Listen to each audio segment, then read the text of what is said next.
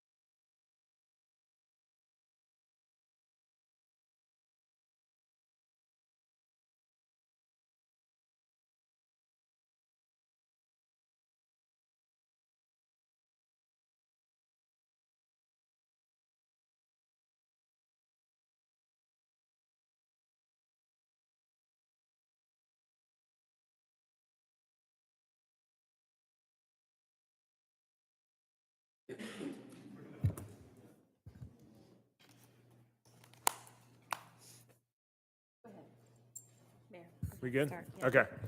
Good evening. Welcome to the August 8th, 2022 regularly scheduled work session. Tonight, there are 3 items on the agenda.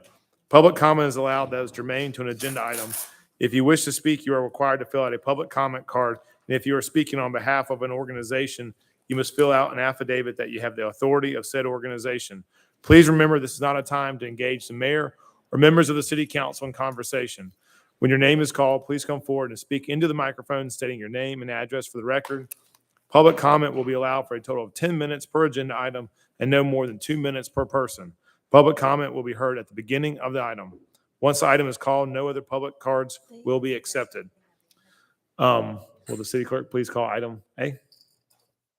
Mayor, that's presentation of draft capital improvements element known as the CIE Annual Update 2022. I would like to turn that over to our Community Development, Mr. Bob Buscemi. Community Development Director. Let me finish my sentence. Cancel, no. Good evening. We're just going to do a short presentation, giving you an update on the current status of the CIE. We have our consultant, Kate. Would you like to come up? Good evening. My name is Paige Hatley, and let's see.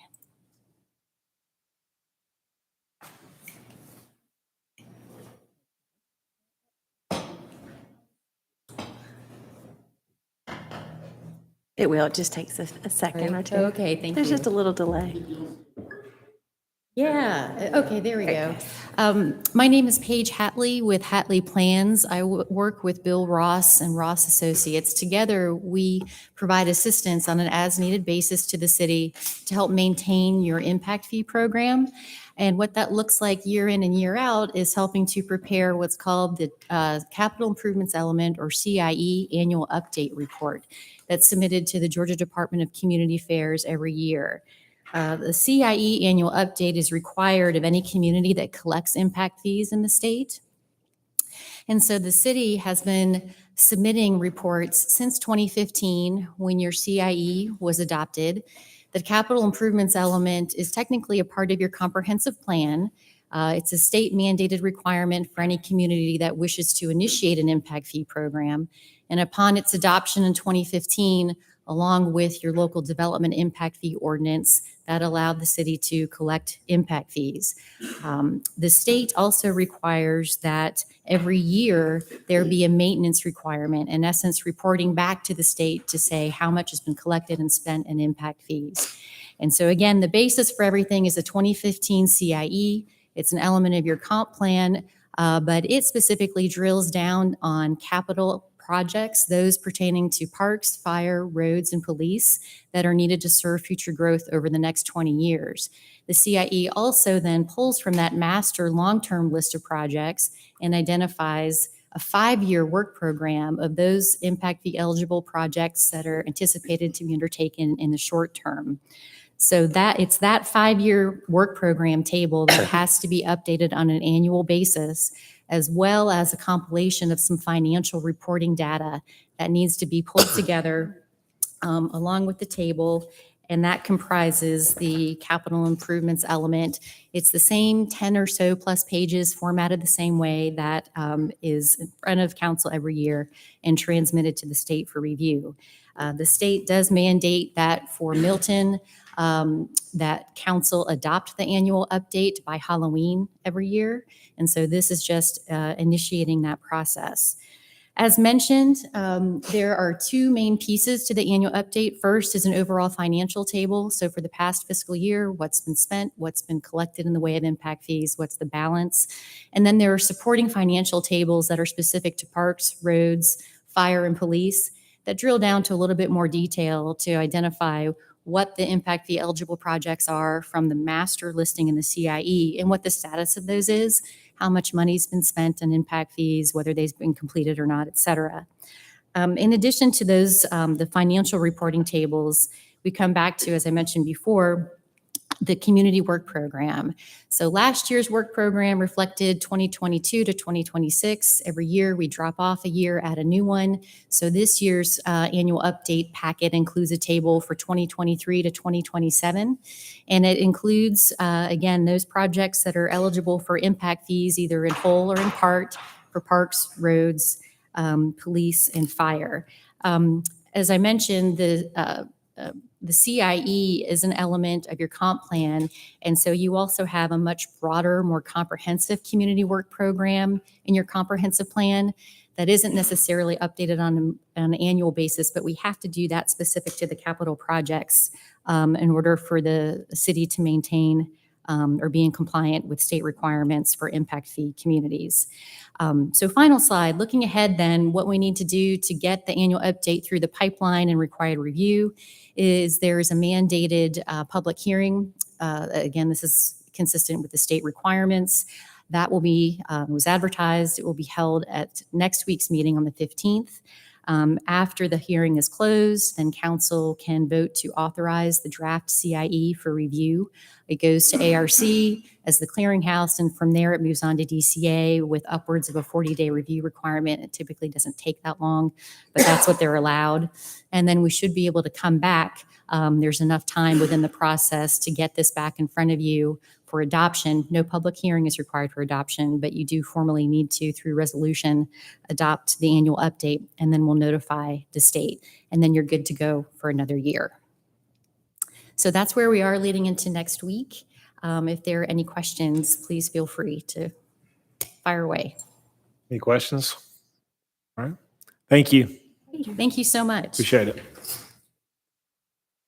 All right. Any public comment, Tammy? No, Mayor, I do not have any on this item. Okay. Will the city clerk please sound the next item? The next item is discussion of structures at 14620 Freemanville Road, green space property. It's formerly known as the Kennedy parcel. Our Public Works Director, Ms. Sarah Leaders.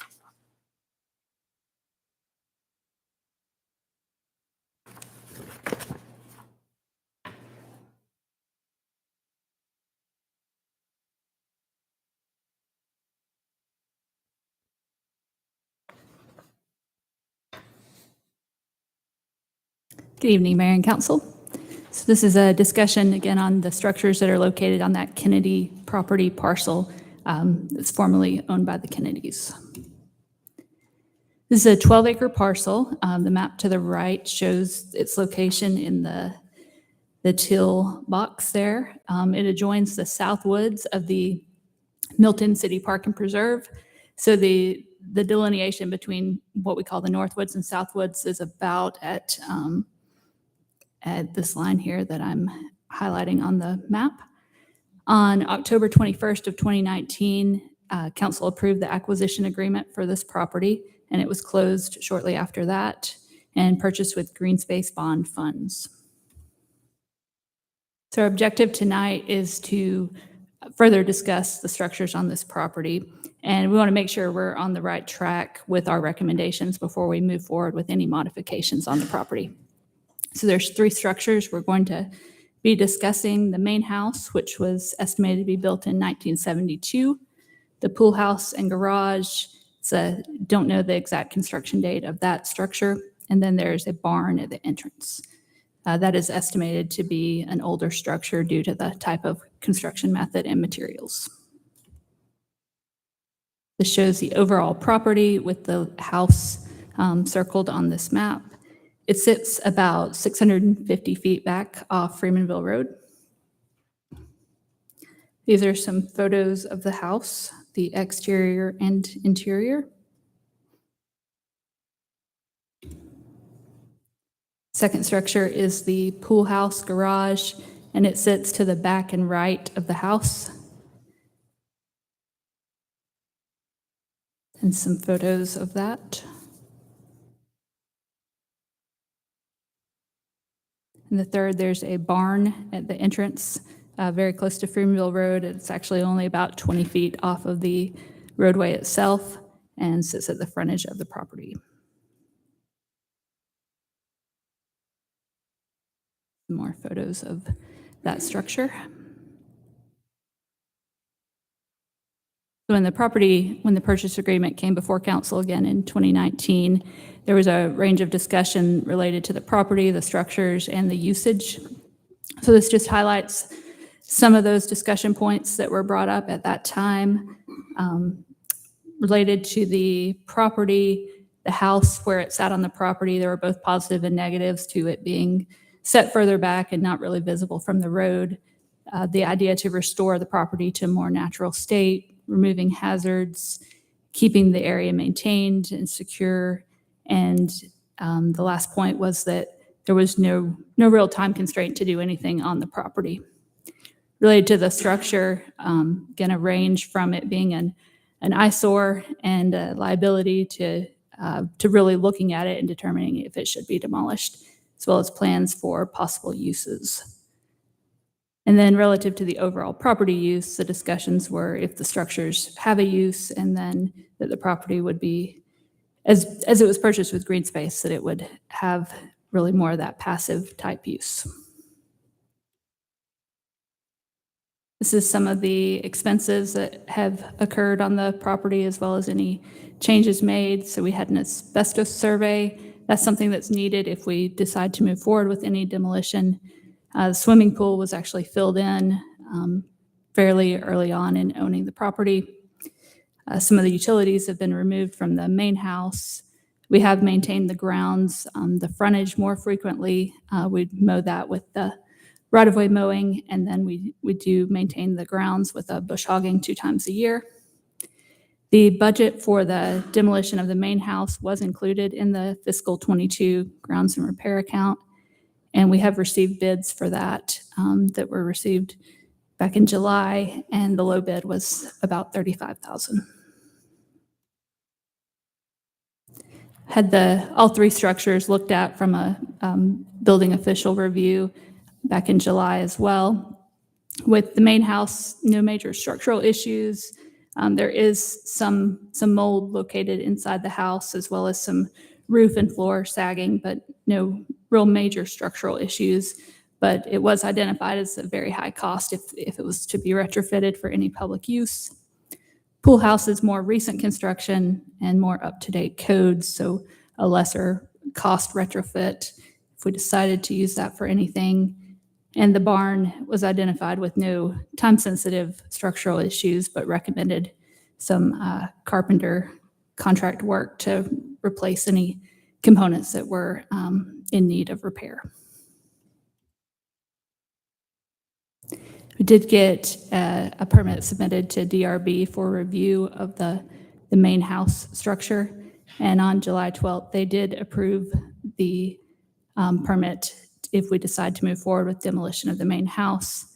Their only concerns were what the condition was and if there was any historic value. They also expressed support for the barn structure, so possibly even involving the Historic Society in a repair rehab discussion.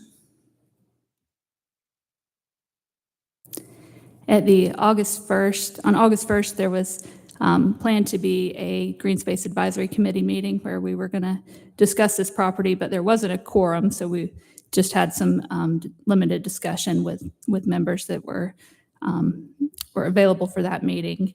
And these were some of the talking points that came out of that discussion, that the main intent was the connectivity over to the MCPP, possibly creating a parking area, realizing the upkeep of the house as well as the cost would likely be more than what the demo price was, and that the barn is definitely a highlight and an interest point on the property.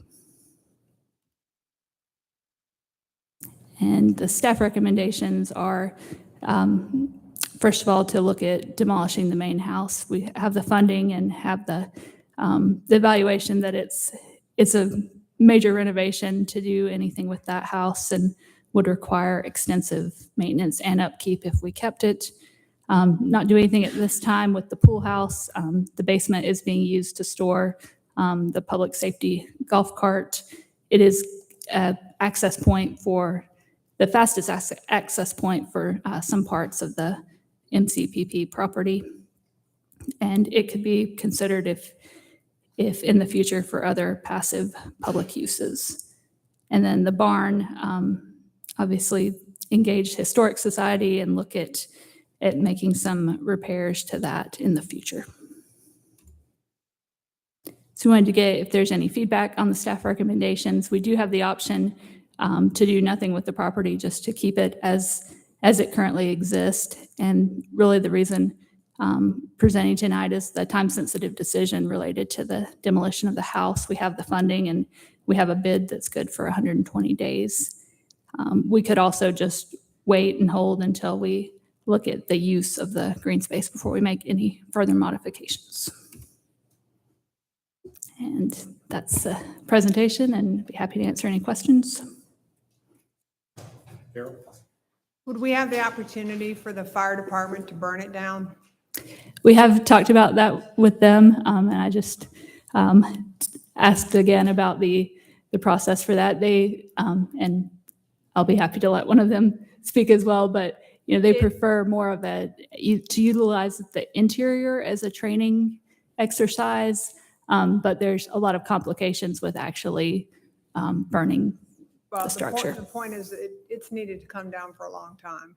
I looked at it a long time ago. It's ready to come down. Okay. So I would be in favor of that.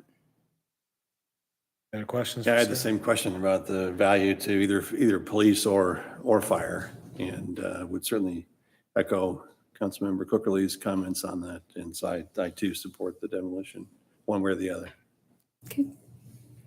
Anything else? Demolition's right. Yep. With the plan that you've got, by the way, I would say the retaining of the pool house structure is of value to us. So I'm only talking about the main house when I'm talking about the demolition. You mean the barn or the? No, the main house, I'm And okay the- with coming down. Right. And Main the- house down. The pool house and the stays. barn stay. Okay. Is And that then- staff's recommendation, the pool house That stays? is, Okay. yes. Okay. Any other questions for Sarah? I think that's direction there. All right, thank Thank you. you, Sarah. Any public comment real quick? Not on this item, Okay. sir. Thanks, Sarah. Thanks. Okay. City Clerk, please stay on the next agenda item. Mayor, that next item is the discussion of the fiscal year 2023 budget. Our Assistant City Manager, Bernadette Harville. Good evening, Mayor and Council. We are here this evening to discuss the draft budget for fiscal year 2023, which will cover revenue collections and spending from October 1, 2022 to September 30th, 2023. Before you, we have the agenda for tonight's presentation. First, we will review the budget presentation timeline. Then we will briefly review the city planning process and the current organization chart. Next, each department head will present the new maintenance and operating initiatives and capital requests for their departments. After the new initiatives, Stacy, Chief Austin, and Chief Benmuso will review the findings from Milton's recent wage survey, including market adjustment recommendations for FY 2023. Then to wrap up this discussion, we will go over continuing operations and the budget summaries for the general fund, all special revenue funds, and all capital projects funds.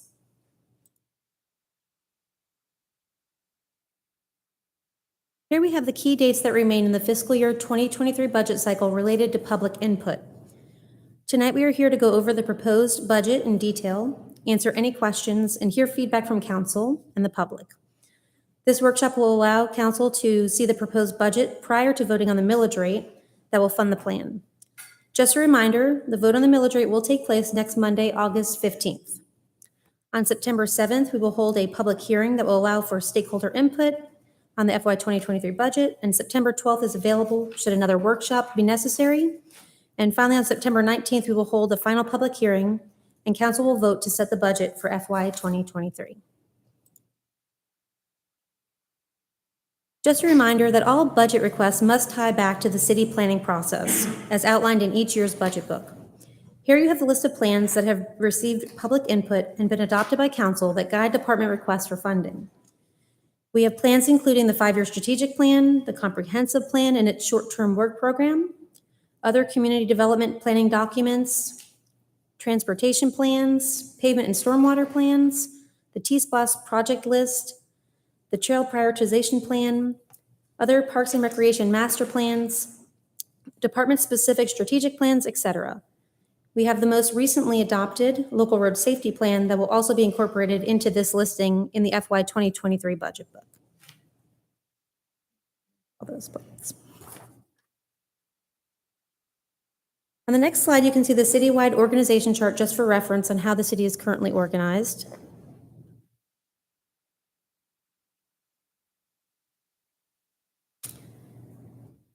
And now we'll move on to the new maintenance and operating initiatives by department.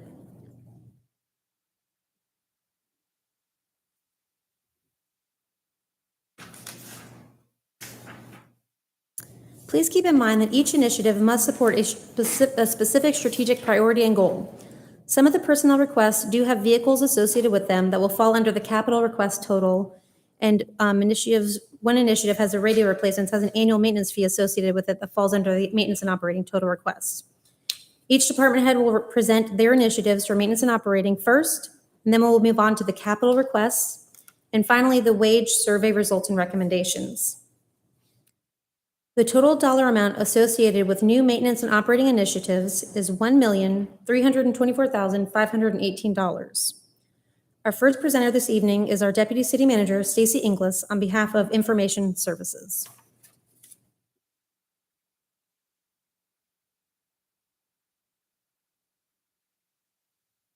Good evening, Mayor and Council.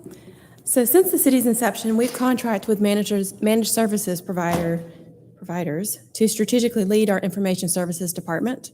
We've had some success with this model, but as we continue to automate and integrate our systems to achieve greater efficiencies, the IT complexity has increased significantly, and we've reached the point in which the growth of our city and the expectations of our citizens necessitate a full-time, experienced IT professional to strategically lead our information systems and make our data work for Team Milton and our citizens.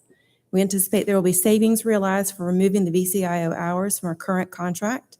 VCIO is Virtual Chief Information Officer, to partially offset the cost of this full-time employee. So you can see down at the bottom, there are some decreases annually, and the total cost of salary, benefits, training, computer, software, things like that would be $184,200. Happy to answer any questions before I turn it over to Greg. Any questions? Thank you. Yep, thank you. Bernadette controls these things from afar. That's very exciting. So I'm here to talk about a new position that we'd like to create called Communications Coordinator. Since basically I've been here 2.5 years ago, our productivity has gone up between 500 to upwards of 1,000% with no change in staff. So having 3 team members will allow us to not only kind of manage that workload, but also do more with it, and also to serve our team and our citizens better. Generally, we're trying to support excellent growth in both new and ongoing efforts. Some of the ongoing ones are internal and external communications efforts.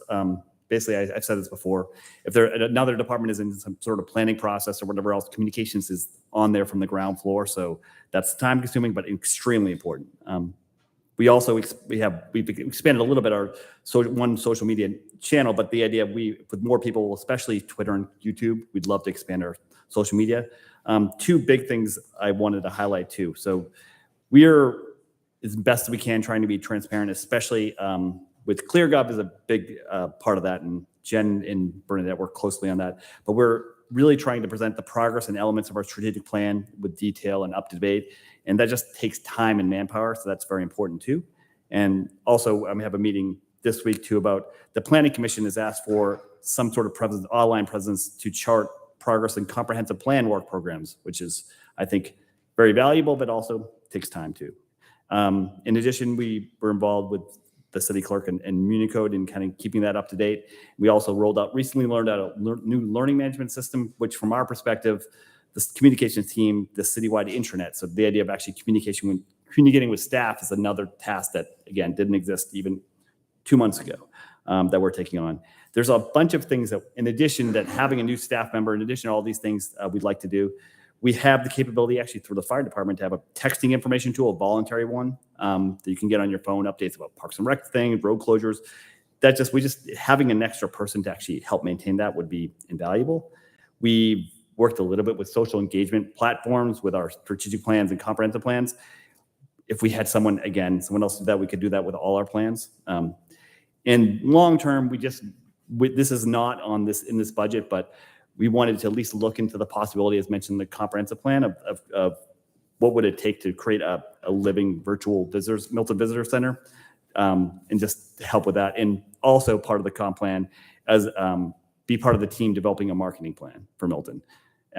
As you may have gathered, and if you kind of follow what I do, basically this supports most goals of the strategic plan, including chronicling our progress on that, and much of the comprehensive plan, because these things touch on everything. So that's my presentation. Any questions? Any questions for Greg? Thanks, Greg. Thank you, Greg.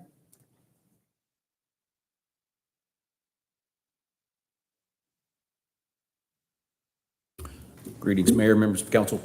We have 3 initiatives for the police department this year that we're requesting. The first is a request for a full-time records clerk, in addition to the 1 full-time and 1 part-time clerk that we currently have. The work of our records clerks has grown in both volume and complexity over the past several years, especially in the very high liability area of open records requests. Part of this stems from the implementation of body-worn cameras a few years ago. And while utilizing body-worn cameras is a best practice for law enforcement, it was definitely the way to go. Fulfilling open records requests involving body-worn cameras is a very arduous and time-consuming task. All footage and FOIA requests that must be released according to law must be viewed and, if needed, redacted for reasons including HIPAA-protected information and juvenile-protected information. While sometimes the process is relatively straightforward, there are other requests that take many hours to fulfill to ensure appropriate redaction. For instance, on a serious injury or fatality crash, there are typically numerous officers on the scene for many hours, equating to multiple hours of viewing and redaction for the clerks. This also must be done while handling walk-in traffic, fulfilling other non-video open records requests, answering phones, handling background checks, fingerprinting for pouring permits, and a plethora of other daily duties that tasks that the records clerks perform.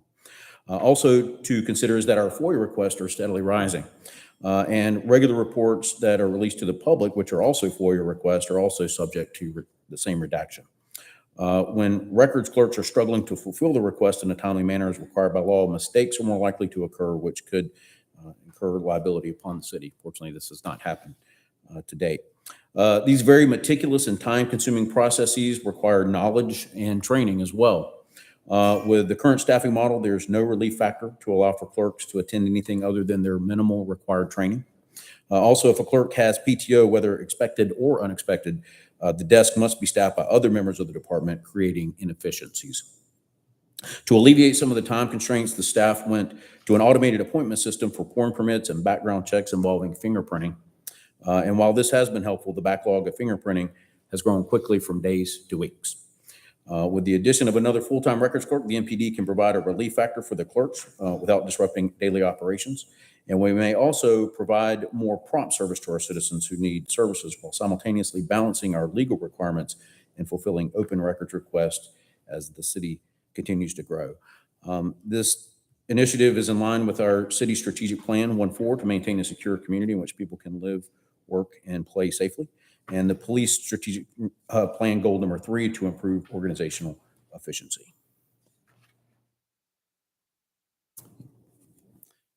Any questions on that one?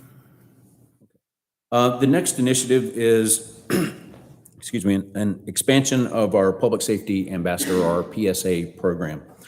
Since 2019, the PSA program has shown significant public value. The department sees an opportunity to expand this function to create efficiencies and even more value as a force multiplier with 3 PSAs primarily detailed to our parks. As our citizens' parks opportunities have expanded substantially, so has the need for additional security, as parks are particularly vulnerable areas for especially crimes of opportunity. This is evidenced by a recent spate of entering autos within our parks. These additional PSAs would increase the public safety presence at city parks and increase both customer service and response to citizen or safety concerns. An additional part of this initiative includes providing the PSAs with e-bikes or electronic bikes that would allow them to patrol the trails and respond more quickly to incidents in areas that are not readily accessible. This manner of patrol would also allow for increased public safety visibility in the more remote areas where citizens are particularly vulnerable. PSAs would also alert park staff in identifying any safety concerns on the trails, such as washout and debris. The PSAs would work directly in conjunction and partnership with our Parks and Rec staff to assist in ensuring PSAs are available during peak times and during significant activities within the parks. The funding of this initiative would be slightly offset by a reduction in costs associated with Triscape services of trail monitoring. This initiative is in line with strategic priority 1.4, same as the other, to maintain a secure community, and our MPD strategic plan goal to improve safety and quality of life. And our third and final initiative request is a sidearm weapon system upgrade. As guardians of the community, we do our best to ensure that our officers are equipped with the most effective and up-to-date equipment to support our department's mission of preventing crime, protecting life and property, enhancing the quality of life in Milton. In recent years, law enforcement firearms technology has evolved substantially. A common trend in law enforcement is the implementation of a new technology called red dot sights. And these are sights that would be placed on officers' primary firearms. There's a picture of one there. These red dot sights are similar to the red dot sights that the department currently equips on all of our patrol rifles. The sights have shown to increase accuracy, enhance decision-making, and reduce reaction time to threats. Red dot sights on pistols have shown to be more efficient than traditional iron sights due to the increased accuracy and the ability of the officer to constantly focus on the threat while keeping both eyes open, thus increasing the officer's field of view substantially. This could work to ensure that officers engaged in potentially deadly force situations may neutralize a threat with reduced potential of harming bystanders, which would be particularly helpful if we have some type of active shooter situation or some kind of potential deadly threat in a very crowded area. Also to consider within this initiative is that currently the department's sidearms and mounted flashlights are in need of replacement due to normal wear and tear. Retrofitting the weapons to accept the red dot sights is possible. It's called milling, but it would be very expensive. The initiative includes also transitioning to a new firearm, the Glock 45. It's a 9mm handgun, which are made to readily accept the red dot sights from the factory. This ensures maximum fit and reliability for the red dot sights. Additionally, holsters would need to be purchased to fit the new weapon systems, as holsters, as most of you probably know, are made for specific models of firearms with mounted flashlights. The cost will be partially offset by trade-ins, and so the value you see there is including the trade-in value with the old weapons. And this is also in line with strategic priority 1.4 to maintain a secure community, and also the MPD strategic plan goal number 1 to improve safety and quality of life. Are there any questions? Hi, Chief. Regarding the records clerk, is that salary truly competitive? Or are you having to get more of an entry-level person and having to train? That is typically an entry-level position. Then we do offer training for them. What we have here is approximation is competitive with the market, especially, And you all will be functional with an entry-level person? You're okay with that? Yes, ma'am. Very good, thank you. Any other questions for Chief? Thanks, Chief. Thank you.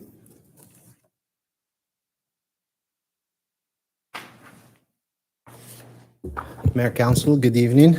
Our first initiative is an addition of 1 full-time fire deputy chief. It's been 10 years since we added any chief officers. Our mission has expanded. Our responsibilities have increased, and currently most of the responsibilities are divided between 2 deputy chiefs. One oversees operations and day-to-day emergency services and response, and the other one is deputy chief of administration that oversees as well. In addition, is an emergency manager, oversees community risk reduction, which is our fire prevention division, investigations, as well as inspections, and EMS and training. So our proposal is to create a 1 full-time position to better allocate those responsibilities and essentially dividing the administrative responsibilities between the three deputy chiefs for each respective divisions currently is managed by one person. And then shift the focus for emergency management. I think with all the responsibilities, it didn't get the attention that it deserves.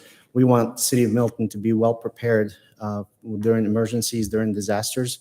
That position will work heavily with, once we take those responsibilities and create that position, we'll be able to focus on emergency management and work with all city departments, partners, and kind of take us to the next level to create a resilient community. The new position will oversee community risk reduction, which is inspections, fire investigations, as well as medical services. We have a component through the CARES program for community risk reduction there, as well as the fire corps. Our fire corps has been tremendous. We have over 20-some members. They're highly active. Just this last quarter, they put in over 1,000 hours of work. They're excellent group. So they'll be supervised by the community risk reduction deputy chief. We have the talent in the department, so hopefully ask for your support for that position. If you have any questions in regards to that. Questions for Chief? No? Thank you, Chief. Thanks, Chief. And then the next position is for Fire EMS Training Officer. This position is really more of a hands-on, going out training the crews. Currently, that position is held by a battalion chief who, in addition to providing hands-on training, provides also administrative oversight for that division. All our compliance to state, local, and federal standards, managing our LMS system, administrative duties. So we would like to create that position so that particular person will go out to the crews and work with the crews, provide hands-on training, the latest and greatest, and they have sort of, they'll be coming off the line, so they're really in touch with the crews versus the administrative battalion chief who really doesn't have the time to get out and provide that training. All of these, so when I first came on board with Milton Fire Rescue, we did a needs analysis and we did a SWOT analysis, and training was the sort of the big issue that we realized that we have some weaknesses, but we have also some opportunities. So I'd like to remedy that by having that EMS, that training officer that will help fire as well as EMS.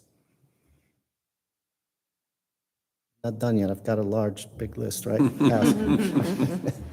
So for this, for ultrasounds, as you know, we're really, in Milton Fire Rescue, we're very innovative and forward-thinking when it comes to providing medical services to our community. Just recently, we were asked to be part of the cardiac symposium for Northside Hospital. They're becoming a certified cardiac center, and they asked us to join to sit on that working group because of the things that we're doing with the cardiac resuscitation. So with the ultrasound, I'm just going to go over some of the things that will enhance our medical services.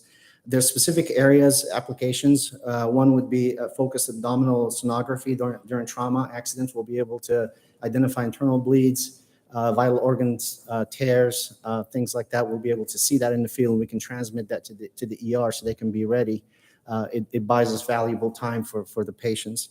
Another area, increased accuracy of diagnosis for pulmonary edema versus a chronic disease. Again, that's another life-saving measure. The next application is recognize OB emergencies. There's a study that showed that there's 95% reliability identifying ectopic pregnancies, placenta previa, and abruptio, and any other OB emergencies, as well as checking on the little baby. Make sure that, especially in a trauma or an accident, we'll be able to ascertain some basic vital signs. The other application, cardiac evaluation in resuscitation, will be able to take a look at the heart and see what kind of rhythm it's in. It helps us better apply treatment for that. As well, there's also applications for stroke diagnosis. We can do intracranial sonography, and we'll be able to see if there's blockages. So it's really an opportunity for us to take it to the next level with the ultrasounds. And we will put one on every one of our advanced life support units. Every unit in Milton will have one.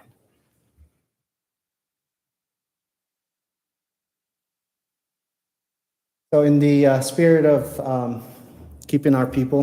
We currently provide an incentive for paramedics for getting their paramedic certification. We also have advanced EMTs, which is just a level below paramedics, and we would like to provide an incentive for them and encourage some of our EMT basics to follow that and go to the advanced and furthermore to pursue paramedic. We're asking for a $1,000 incentive for any of our members that hold an advanced EMT. As you know, we have currently four employees that are attending the Cherokee County Paramedic School. We built that relationship at no cost to the city, except for some books and some lab fees. That's a potential savings of about $40,000 for our city. So we would like to keep the people that we have, but also encourage them to get that advanced training with that incentive. More? That's it. Okay, we're good. I'll be back. Any other questions for Chief? No, we're good. Thanks. Thank you.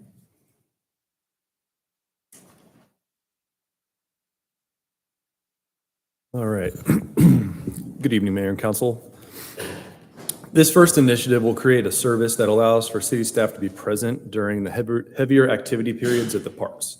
If you go out to Bell Memorial Park on a typical weekday evening or Saturday in season, you'll find lots of active players and coaches, but no city staff presence. Unless, of course, you catch me or one of my staff members there checking on things. This staff presence will become the eyes and ears of the activities while they're occurring.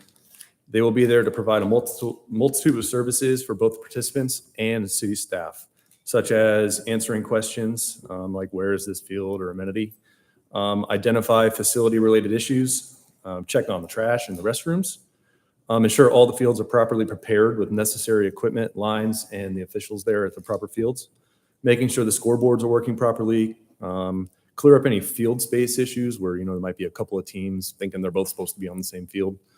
They would have a schedule to be able to clear that up. And last but not least, help the park goers get off the fields during inclement weather situations. It's one of the biggest calls I get that kind of get under my skin is when we get the lightning alarm goes off and everyone stays on the field. And I will get a text from someone that has my number, a friend or something.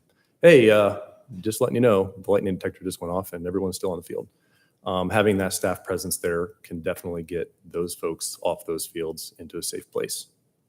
This initiative falls under Strategic Plan Priority 3, Goal 1, to maintain active park spaces and facilities where all Milton residents can enjoy recreational opportunities. Any questions on that?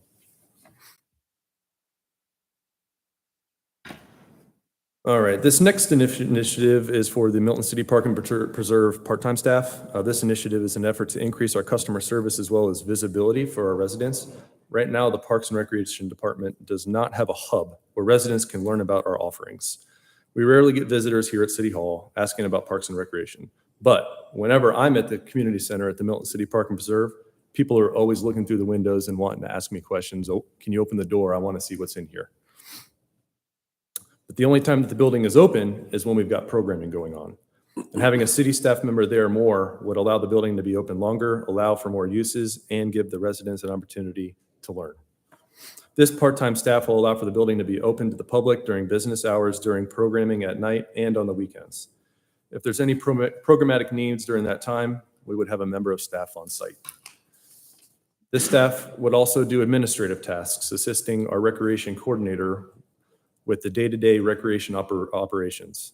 They can pull rosters, communicate with the class participants, deliver important news and updates, assist with program setup, identify the building needs, among many other tasks. This position is much more than just a greeter, they'll be a doer. Lastly, this staff will allow for the recreation coordinator to be able to leave the building. There will be someone full-time staffed at that building. And if they have meetings or another obligation where they have to leave, it'd be nice to not have to lock up the building because there's no other staff there. And then you have random times where it just happens to be locked. Keeping it open to the public. This initiative also falls under Strategic Plan Priority 3, Goal 1, to maintain active park spaces and facilities where all Milton residents can enjoy recreational opportunities. Questions on that one? Tom, I have a quick one. Is there office space there today? Was it built out with any? Yes. Yeah, there is an office that could host two. And then when you walk in to the left, there's kind of an open space there. And that's where I imagine this person sitting where you're not behind glass. Don't have any You're incremental open. cost in creating a workspace. What's that? We don't have any incremental cost in creating the workspace. No. Excellent. Anything else for Tom? All right. Then this next initiative is for the outdoor recreation manager. It's no secret that our Milton residents appreciate the green spaces, passive parks, and outdoor stewardship opportunities. In the recent National Community Survey, 94% of our residents gave a high priority to adding even more trails. This position would be a hybrid position focused on outdoor recreation and the programming side of the traditional park ranger as well. Not to be confused with what Chief Austin had presented with the park watch on the Public Safety Ambassador Program. This is something completely different. This individual should be an expert in outdoor recreation who knows how to properly create, alter, repair, and maintain trails, create programming, and manage outdoor spaces. Creating a trail is more than just getting from A to B.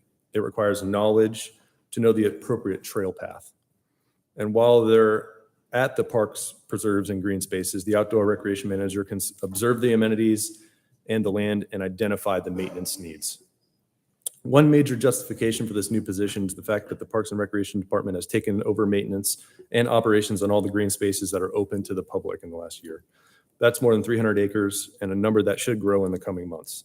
And yet our resources haven't increased at all. This new position would give the department the necessary staff to maintain and properly program these spaces along with the active parks we already have. A big value add is to this new initiative comes with the outdoor recreational programming. This individual will be tasked with building from the ground up.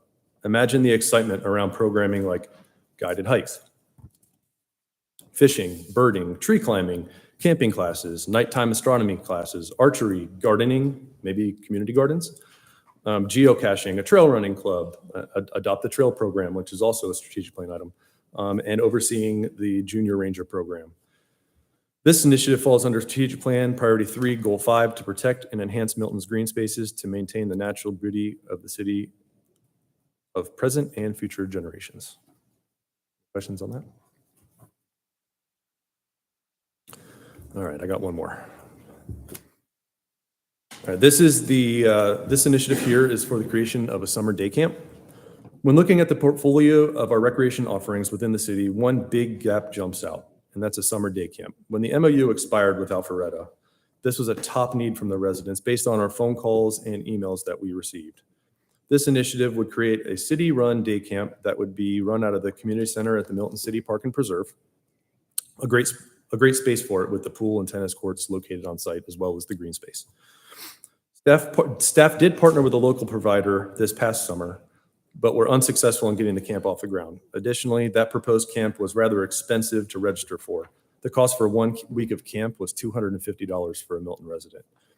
For this camp, the Parks and Rec Department would lean heavily on our extremely successful format from Camp Joyful Souls, our summer camp for individuals with special needs, and apply it.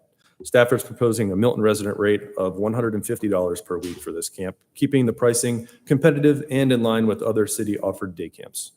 Lastly, as you can see in the right column here on the screen, estimates would have this camp very close to cost neutral to the city. In other words, we should recoup most or all the costs for holding this camp. Questions? Thank you. Good. Thanks, Tom.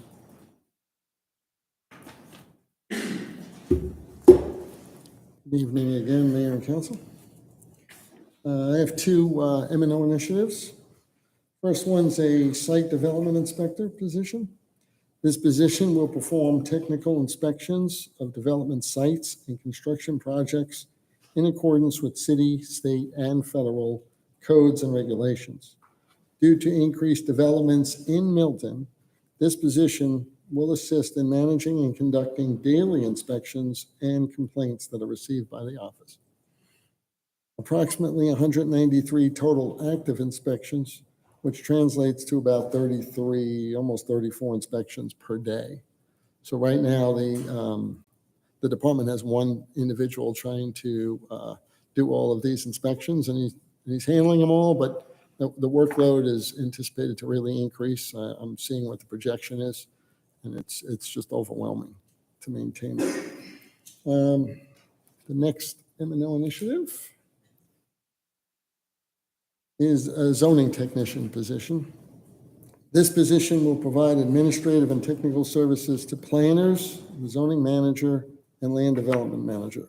Basically, the department is doing all the comp plan short-term work programs in-house, and that's increased extra, so we don't have to go out and hire outside consultants to do any of the work. The planners are doing it all. So this position will really assist all the planners with their daily tasks, which would include preparing meeting packets, publishing meeting materials online, process intake applications, advise public notice, advertising for public notices, and maintain zoning records. But from the revenue side, our revenues have increased on site and building permit intake. So both of those site and building permits have increased. So our revenues have increased. So it's really just a sort of a self-wash as far as that's concerned, is revenues, expense, kind of self-contained. All right, any questions for Bob? Thanks, Bob. Thank you. Thank you. A little further down than Tom. I appreciate everyone coming up to do their initiatives for maintenance and operating. And now we will move on to the capital initiatives. Please note, we will not go back over the individual requests that include funding for a vehicle, but you can see those costs associated with each request within the capital projects table in front of you. All of the requests in the capital projects fund column are associated with the city's pay-as-you-go program. In the T-SPLOST fund and capital grant fund columns, you will see new initiative requests that will not require any pay-go funding and will be wholly funded by these alternative revenue sources. The total funding request associated with the pay-go program is $1,509,491. And now we'll have each department head come back up and discuss their specific requests. After this presentation, we will switch over to the results of the wage survey presented by Deputy City Manager Stacey Inglis, joined by Chief Austin and Chief Ben Musa. They will go over the recommendations that will also be included in the FY 2023 budget. But for now, our first presenter for the capital initiatives is Chief Ben Musa.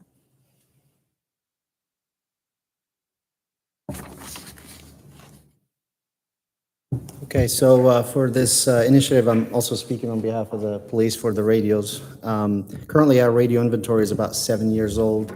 The technology is leaps and bounds from where when we purchased the radios. These new radios will actually work off cell towers as well as radio towers. When there's a drop in service from the radios, from the radio towers, it will pick up the LTE towers automatically. So in case of a disaster, if the radio towers for some reason go down as well as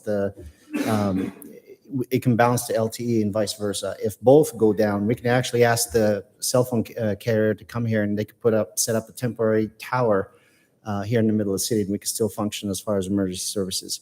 But some of the enhancements, it allows remote programming. Currently, we don't have that. We have to try to schedule a tech to come, and then with all the shortages, we haven't been able to do that because we need to reprogram our radios and some of the channels. So it requires physically having somebody on site, taking units out of service, plugging each radio to a computer and doing it. With the new technology, they're able to do that remotely. They can be anywhere in the world. They can program the radios. Sandy Springs recently experienced a failure where for some reason something got switched off and they couldn't communicate up the towers, up the Fulton County towers. So if that was to happen, we would be able to communicate. We wouldn't even know that there's a disruption of services. So these radios will really enhance our resiliency as a community, as well as emergency services and police to provide service. Better coverage, for example, at the high school, Cambridge, because it's a big building. With the LTE, with the new radios, we'll have better coverage, as well as some spots around the city, some dead spots where we rely solely on the radio, where with this technology, we can use both. We can be anywhere outside of the radio coverage, and we can still communicate and hear traffic. Chief, just one piece on that, the Yes. motherboards. Oh, yes, and thank you. The motherboards actually are obsolete, so if one of them goes out, there's no replacement. We'll just have to purchase one. And then to recover some of the cost, we'll be able to sell the current inventory on Gov Deals and recoup some of the costs. But we could also repurpose some of them for Public Works for the radio, so that if we have a tornado or something goes down, we can actually now communicate directly with Public Works. We can coordinate. So there's a win-win for all of us. So, thank you.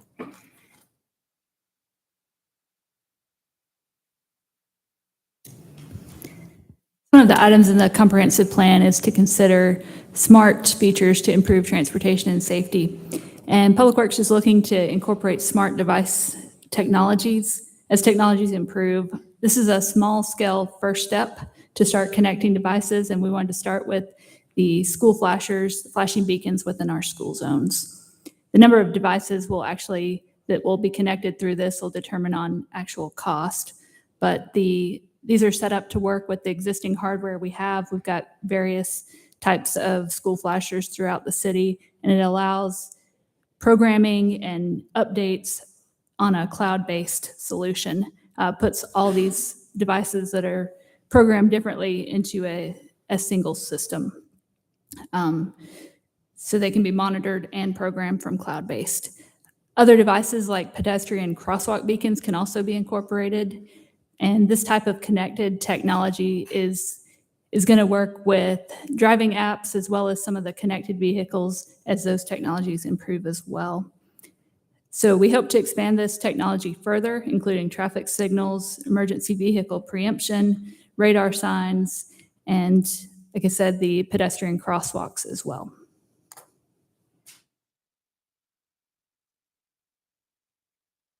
The next item is the Milton Comprehensive Transportation Plan.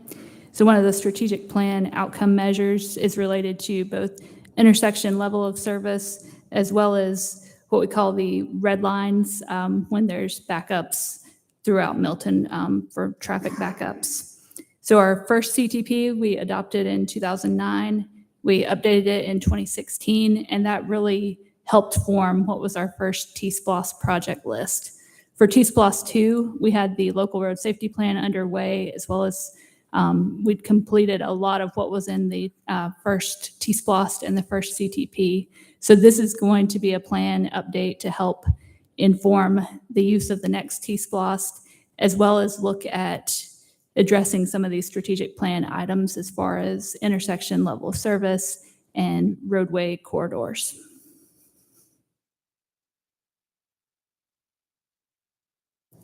And then the last one is in the passive park category or funding category. And this is the Liberty Grove Pocket Park. It's located in the north city limits on Birmingham Highway. It's actually an 1.5 acre city property. So in coordination and following the city's branding and gateway wayfinding signage recommendations, this project would add landscaping and hardscaping to that park, as well as some signage upgrades. And that is all of the Public Works capital initiatives. Questions for Sarah? Thanks, Sarah.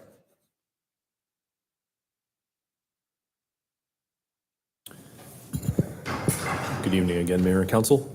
This first capital initiative is for a new pool awning at the Milton City Park and Preserve. The pool did, prior to the renovation, have a canvas awning that was on site. However, during the renovation, the awning needed removed to be able to re-side the building.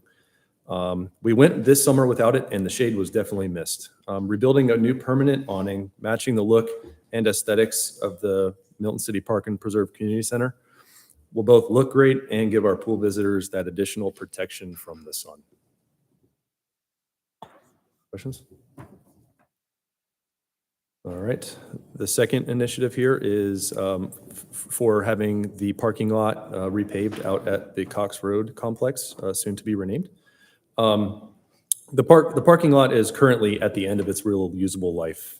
This initiative would allow us to maximize the parking efficiency at the site.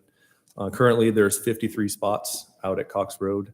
And so as part of this initiative, we're looking to do some engineering and see how we can maximize the parking out there. There's a couple areas that we could probably bump into in order to get more parking spaces put in. So as part of this, there would be engineering as well that we're going to look to try to do in-house. And then the other part would just be having the parking lot repaved and striped.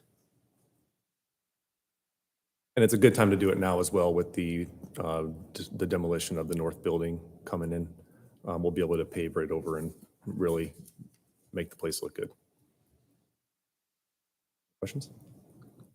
Tom, I think you said the current parking is 50 something? 53. What are we estimating parking requirements to be at maximum capacity for the fields? Ideally, we could, if we could, I know it was not going to happen, but those fields are probably going to need about 120 in a perfect world. Yeah. I'm hoping we can get 30 more spots, 20, maybe 20. It really depends on what we can do on the southwest side and how much we can bump in and what we can get over there.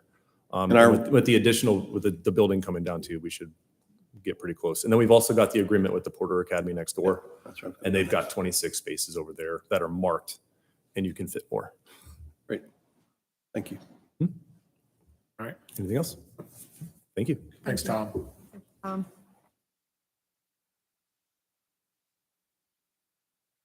Okay, community development and capital initiatives. The first one is the Arnold Mills study. This was a item that was identified in the Comprehensive Plan 2040. It was priority. They recommended strategy to update the master plan that was done in 2014 and create specific detailed design guidelines for Arnold Mill. So in 2014, we did look at Arnold Mill. We identified some nodes. It was sort of the council at the time looked at it and said, no, they kind of pushed it off and didn't really address it. So it was never really implemented.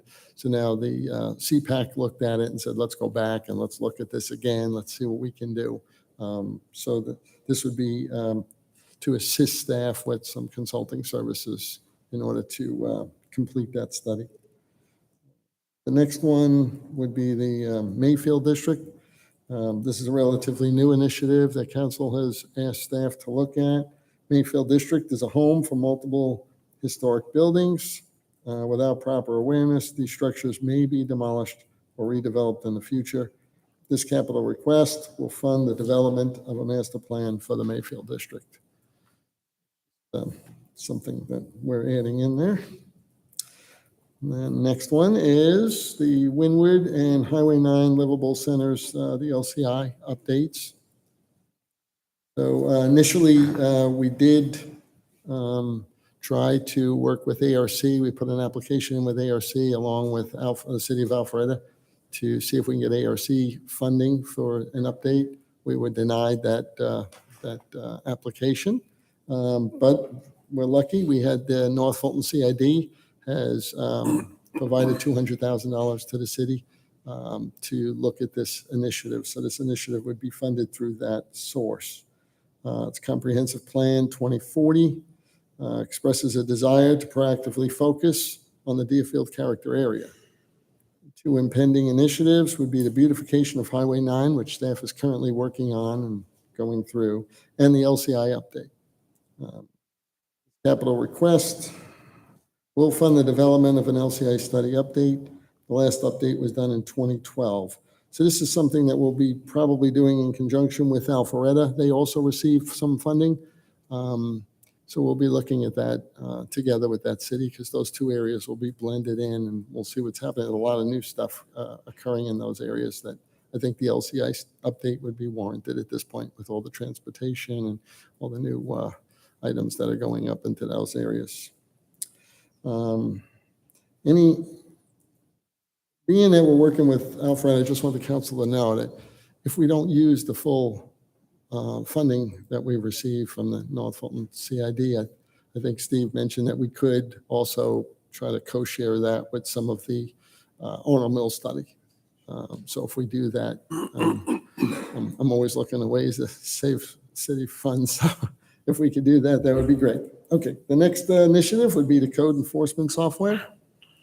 Okay, Funding will go towards the purchase of a new code enforcement software that is intuitive, contemporary, and efficient, basically being very transparent. Currently, we're using some old outdated software called GoGov that we took over from the old consulting firm, SafeBill, that we used to utilize. And basically, code enforcement staff can operate in a greater efficiency and increase the overall effectiveness of administering code enforcement in Milton. I think this will really be a great tool. We're going to be working in conjunction with Sarah Leaders and Public Works. So it'll be, I think, software that's going to be shared between the two departments, because I think we can both utilize this software. But it'll be very nice because when people call in with a code enforcement complaint, we'll be able to log it in, and then the person who called it in will be able to track it as we're going through the process of the enforcement of the complaint. Currently, right now, we act on it right away, but then we have to remember to constantly go back and inform the person who's made the complaint and say, okay, this is where we are. This is the update. It's just a whole bunch of extra steps where this will be so transparent. The person who makes the complaint will see the complaint, know exactly what staff is doing, how the complaint is being handled, when it's resolved, and then we'll have a record of that complaint publicly. So I think it will really help out a lot of the community to be much more transparent and see what we're doing with it. Thank you.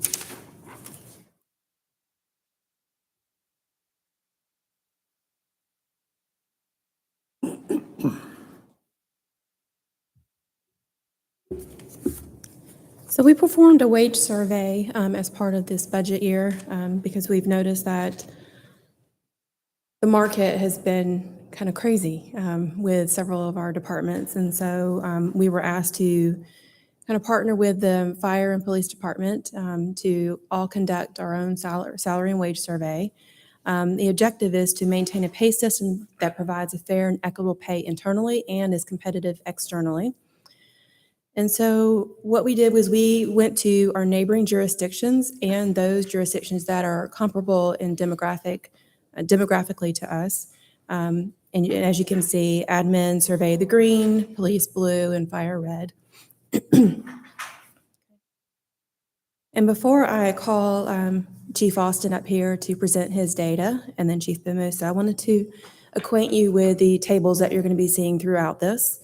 So in the first, we separated it by position for police and fire, and then I'll tell you how we did admin when we get to that. Milton's data for each position is shown in the blue bar, and the number that you see above that bar is the average salaries within that particular position. And then the orange bar represents market average, so overall market, all those cities and counties that we surveyed. The green bar represents North Fulton market average. The yellow is representing Alpharetta and Johns Creek market average, and the red, or the dark red, represents Alpharetta average. And again, the numbers on the top of each of those bars is average salaries within those positions within those particular markets. Within each bar, you can see a percentage. So for instance, like in the officer position, you see a negative 8% in the orange bar, which is the market average bar. That is how Milton's salaries compare to that particular data point. So we are currently 8% behind market average, and then 16% behind North Fulton market average within the officer position. Overall, I will get the police and fire to come up and talk about their data and what the recommendations are. Okay, Chief. Thank you, Stacy. Greetings again. As you can see, based on the market study, police salaries are 10% below the overall market average, 21% below the North Fulton market, and 18% below the Alpharetta Johns Creek market, and 17% below Alpharetta salaries.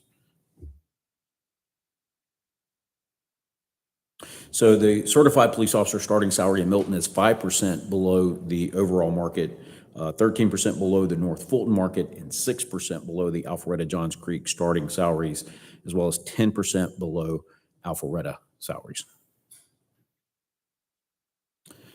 So our recommendation would be to increase our salaries by, within the PD, 20% at a cost of $684,000. And this would place us, with this recommendation, if applied, police salaries would be 9% above the overall market average, 5% below the North Fulton market average, 2% below Alpharetta Johns Creek market average, and equal to Alpharetta average salaries.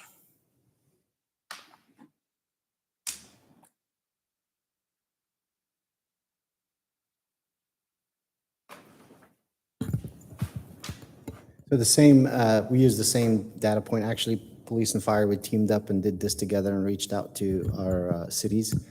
So the survey yielded that the salaries below market, 4% below market average, 10% below North Fulton market, 11% below Alpharetta Johns Creek, and 6% below Alpharetta salaries. The starting salary for Milton firefighters is 16% below the North Fulton market, 11% below Alpharetta Johns Creek, and 11% below Alpharetta.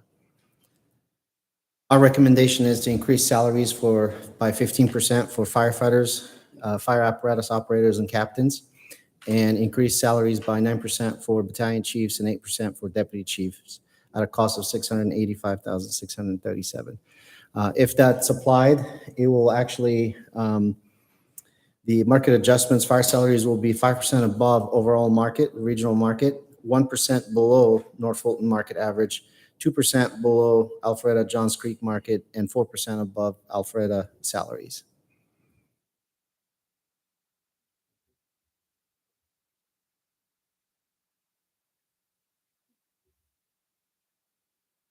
So with admin data, ours is a little different because each position is in a comparable position within other jurisdictions, every single position that we have in the admin department. So what we do is we take samplings of positions throughout our pay grades. And so at the bottom of this chart, you see our pay grades, 24, 28, and so on. And we take positions that are common positions within those pay grades and send the job responsibilities and request their surveyed cities to tell us whether or not those job responsibilities are similar or greater than or less than what we are describing that position to be. And then they send back their average salary data as well as their pay range data. And so what we do is we take those sampling positions and we apply the data after we removed outliers. And so in each position, you're going to find some cities are paying a great deal higher than or lower than what the overall market is calling for. So for instance, in Johns Creek, they've had a records clerk there since the very beginning, and this particular records clerk has greater job responsibilities than what our records clerks have here. And so we know that that salary is reflective of their position, but is extremely high compared to the overall market. Sorry, Johns Creek. So just wanted to mention, we do take the trim data out of most of these data points. There are 2 data points in here that we left the trimmed data or the untrimmed data in there, meaning that we left all those outliers in there because sometimes they would not have any data point to report if we took them out.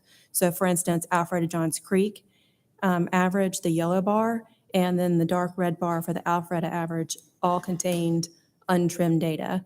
So they could be or couldn't be an outlier. And then what we do is we apply that data across all of our pay grades and come up with how our overall pay grades in those positions are comparable to the market. So right now we are requesting a 10% increase in market salaries or in our salaries market adjustment, and the cost is $345,643. And after we apply that market adjustment, we are comparable to the North Fulton market average. The idea is that the North Fulton market is proximately closer to us and is a quality work environment. And so we know that that is our biggest competitor when it comes to admin positions. Questions on that before I move to department heads? Okay. So for department head salaries, we looked at individual positions, and this is something that our city manager did. Overall, the department head salaries are 3% behind market, overall market, 11% behind on North Fulton market average, and 15% behind untrimmed Alpharetta Johns Creek market average, and 8% behind on Alpharetta average. And the city manager is recommending increases for individual salaries between 3 and 11% based on the market data for those individual salaries and the experience of the individual within those positions. And after the market adjustments, that last bar that you see on the chart is the recommended salary adjustments. And we are 3% above overall market average, but still 5% below North Fulton, 9% below Alpharetta Johns Creek untrimmed, and 2% below Alpharetta average. And the total cost of the increases or market adjustment for department heads is $127,763, and that is inclusive of all benefits or any related increase or related benefits that increase or decrease based on salary. And overall, the total cost is a little over $1.8 million. Answer any questions before we move on? Anything? Whatever. No. Turn it back over to Bernadette.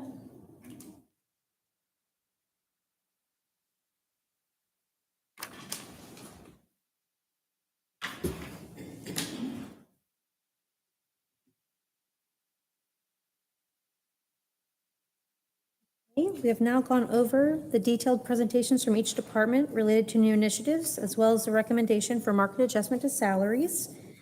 We will move on to the overview of the FY 2023 proposed budget for the general fund and take a closer look at continuing operations. While this is a draft, barring direction from council, there are no planned changes, significant changes between these figures and what will be presented in September's public hearing. But as always, I will point out any material changes should they occur. Before you is the general fund budget summary. Please keep in mind, this budget summary includes all of the new requests you have heard this evening and is funded at a reduced property tax millage rate of 4.469 mils, which addresses feedback from the mayor to reflect funding that will support a reduction to Milton's capped millage rate, which is had in place every year with exception of calendar year 2018, while not significantly impacting the trajectory of current projects and offsetting the need to go out for any additional debt to fund our capital plan. Council will vote on the millage rate at the August 15th council meeting, and any millage rate up to and including 4.731 mils is allowable by law. If a millage rate different than 4.469 mils is adopted, alterations to this draft budget will be required, and we can discuss that at the next meeting if that is the case. You can see here that year-over-year revenue anticipations are projected to increase by 1.6%, excluding other financing sources. When taking other financing sources into consideration, an overall 20.2% decrease is forecasted. The decrease in other financing sources is a result of the recognition of revenues received through the American Rescue Plan Act, or ARPA, funding that will not recur in FY 2023. We'll go over the more significant revenue variances in just a moment, but first I'd like to take a look at the projections for expenditures by department.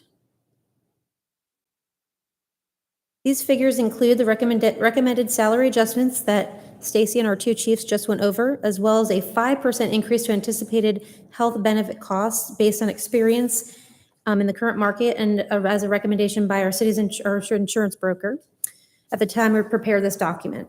Additional conversations are ongoing with our broker, and should any forecast change based on feedback from the various insurance carriers, we will be sure to address that in the plan before you in September. Again, we'll break down the year-over-year variances by department in just a moment. On this page, I'd like to point out that the increase from the FY 2022 to FY 2023 for continuing operations is 8%. When you include the new initiative request and the contingency, that variance is 13.9%. In the other financing uses section, you can see a drop of approximately $13.8 million as fund balance beyond required reserves and revenues received in excess of anticipations in FY 2022 were transferred to the Capital Projects Fund to fund the city's pay-as-you-go projects in the capital improvement plan, including the $10 million from the ARPA revenue shortfall calculation. And we are working through the final ARPA eligible projects, and that figure is subject to change, as is the variances seen here. So we'll come before you with an FY 2022 amended budget at the end of September, and if anything, reallocating the remainder of those funding sources from ARPA across projects that we've already spent on. So just the variance will change, but not what we're intending to spend in '23. As a reminder, those transfers in FY 2022 also included funding to build out the new active park facility, cover inflation-related pricing increases related to the construction of Fire Station 42, included the procurement of cardiac monitors for the fire department, perimeter fencing at the public safety complex on Highway 9, and more. Again, these one-time transfers will not recur in FY 2023, resulting in the decrease seen here. In the end, the request will be balanced with the utilization of $1,321,993 from the city's fund balance that is in excess of required reserves by law. I'm happy to answer any questions before we move on to revenues, if anyone has any questions. So before you, we have the detailed revenue line items. You can see the FY 20 and 21 total activity. The FY 22 amended budget column includes the amendments approved by council back in June. And then you have the proposed FY 2023 budget before you. Again, the real property current year, personal property current year, and motor vehicle tax are based on that 4.469 mils. The variances are the comparison of the FY 23 proposed budget to the FY 22 amended budget. In the first line, we have the real property tax current year, which shows an increase of 10.8%. And we went through this in detail in the millage rate public hearing last Monday, and we'll have another one this evening following this work session. As required by law, staff has utilized a conservative estimate for revenues, including a 2-year average on certain categories that have seen drastic shifts over the past 4 years, including title ad valorem tax, intangible tax, real estate transfer tax, and local option sales tax. All revenues are based on our current ordinances and circumstances. And again, we show an overall decrease year over year of that 20.2%, but that's primarily being impacted by that one-time ARPA fund transfer in. Bernadette, on the lost, what did you have your number? We I know- took a 2-year average of 21's actuals and 22's amended budget and projected that average 2-year. We did not take into consideration any potential changes Okay, so that's assuming it stays the same at 5% or at that Fulton County share at that stays. 3%. Yes, sir. Okay. Should anything change, there is a plan in place to ensure that we have proper spending so we don't run into any issues. The other revenue categories haven't changed too drastically. Just running through them really quickly so you can see. And then again, we have down here in the other financing sources section that ARPA funding that will not recur in 2023, but we will be bringing in funding from the impact fees for the admin. As we work through the CIE update and the methodology update, we have funding for that. So we'll be eligible for utilization of those fees for staff that does work for the impact fee program, as well as the law enforcement funds to refund the city for expenses paid on the public safety complex. Okay. Stop there for a moment. We're going to go now department by department into the variances year over year. You can see the mayor and council is fairly consistent year over year with no significant variances to report, just slight changes in some of the expenses related to travel and dues and fees. In the city clerk's office, there was a transfer of one part-time position that was merged with a part-time position from the Economic Development Department to combine one full-time Economic Engagement Manager position that now is under the Community Development Department.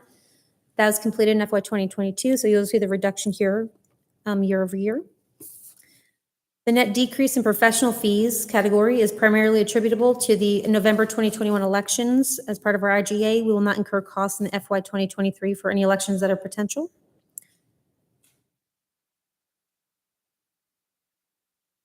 In the city manager's department, you'll see the increased salary and wages representing the recommended market adjustments to salaries and the benefits of 5% increase to health insurance, as we discussed earlier. The decrease in professional fees is related to the costs associated with the National Citizen Survey conducted in FY 22 that will not recur in FY 23. Under general administration, there are no significant variances other than the slight anticipated decreases to dues and fees and general supplies.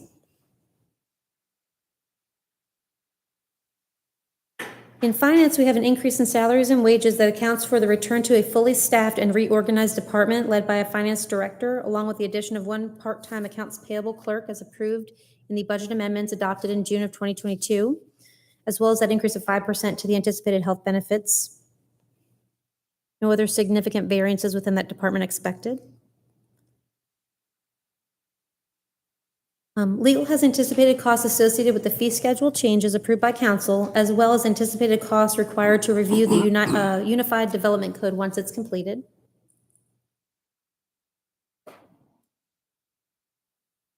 Information services, the decrease to professional fees category is a result of the FY22 projects that will not recur in FY23, including the Office 365 migration and the transition of the Laserfish platform to a subscriber model.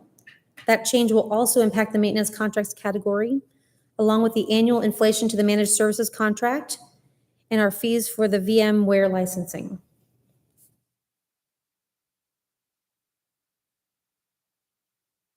In human resources, we have a return to a fully staffed department, including the market adjustments to salaries recommended and the health insurance cost increase. In the administrative fees category, we have looked over our current human resources information system platform. It was obtained back in 2014. Staff is reviewing the potential need for a change and has some funding built in for any professional fees associated with potentially migrating that program. If our current system is determined to be the best, then those will be saved fees that can go back into another project. We also have a decrease in professional fees related to the recruitments conducted in FY22 that we are not anticipating to recur in FY23.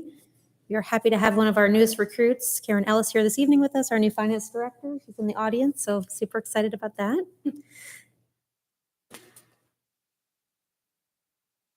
In our risk management department, we've accounted for a potential 3.7% increase to cost, which would anticipate annual increases, as well as any added coverage for new buildings.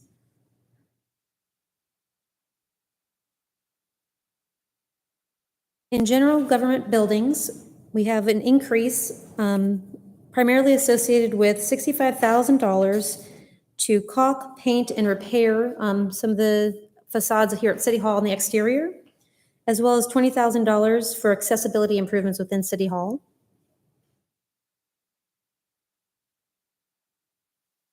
In communications, the overall decrease in the professional fees line item is related to that economic engagement position moving to community development and the marketing and branding no longer being associated with this department.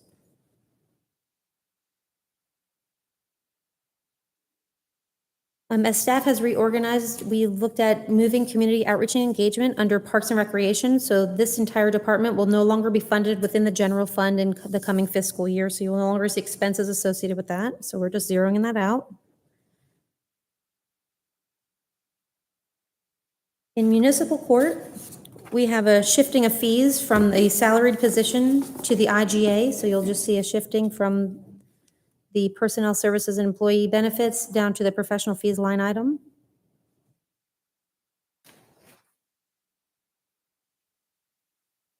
In the police department, primarily the changes in salaries and wages are due to the 20% increase suggested by the salary study we've prepared. In addition, within the maintenance and contracts category, and the general supplies, we've had a few things that were one-time expenses in FY22 that won't recur in FY23, including the purchase of an asset control system, an electronic variable message board. Fuel prices have gone up significantly. We are looking at it right now. There may be a change in the 22 budget that you'll see that will somewhat offset what we're seeing here in the increase in 23. And we also had the purchase of new equipment for 3 officers that won't recur in FY23.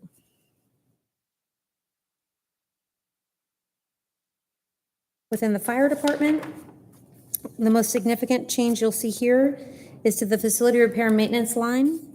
In FY22, we had to have a mold remediation project completed at Station 41. That will not recur in 23.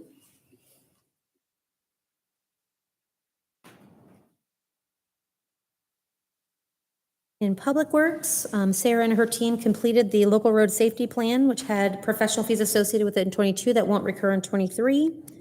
There is a slight increase to the lawn care and right-of-way mowing due to the new roundabouts and medians coming in, as well as a decrease as we've moved the restriping of roads back to the capital projects fund. Will be included in the paving instead of having it separated out in the general fund.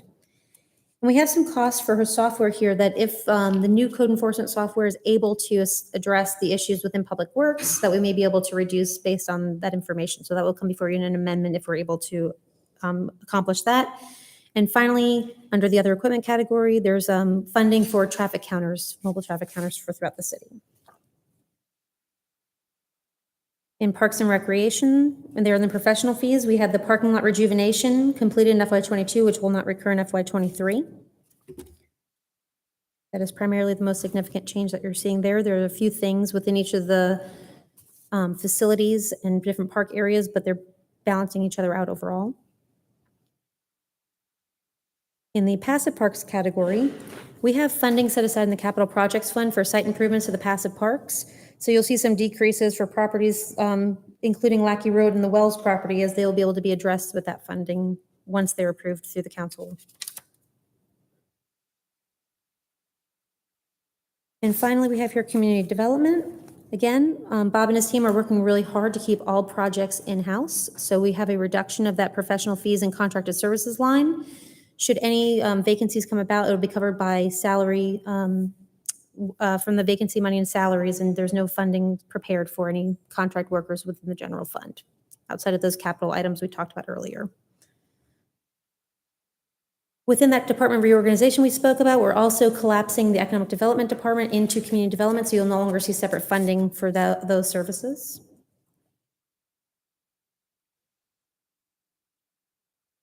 And then we have our other costs and financing uses category. So again, the city by law has to have a 1% contingency budgeted. You'll see there that $303,190, as well as our transfers out. So we have our capital projects fund. So everything we talk about tonight, that includes those new initiatives for capital, as well as when we talk later on this evening about our pay-as-you-go program, is all included in that $6,544,299 figure. The $1,649,026 figure is for our revenue bond debt service due in FY 2023, including principal and interest. And that $380,000 is going towards funding for our city match for a federal grant that Sarah and her team has identified for the Pig Creek Greenway project. I will stop right there. That is the end of the general fund. If anyone has any questions about the general fund.